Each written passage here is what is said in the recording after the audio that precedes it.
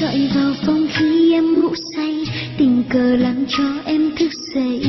Ô mình đã qua đôi mươi rồi, tóc lăn xoăn đầu bù rồi nhưng em vẫn xinh.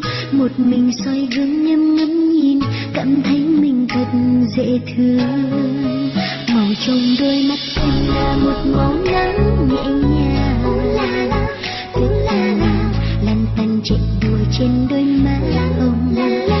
Duyên anh chẳng vội gọn gàng đầu tóc bước đi nhanh nhanh đến nơi hẹn cùng một vài đứa bạn thân.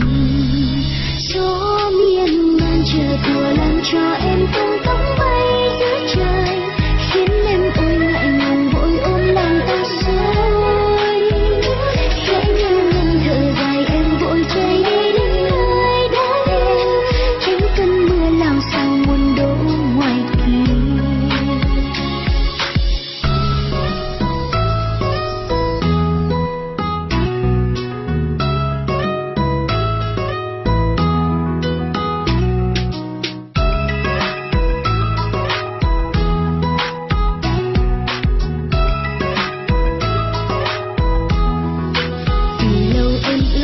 Về một ngày nắng dịu dàng, có người mang cho anh một bao to những món quà.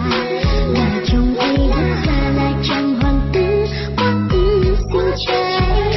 Đến đây anh và nhẹ nhàng hôn vào tay, có khi em giật mình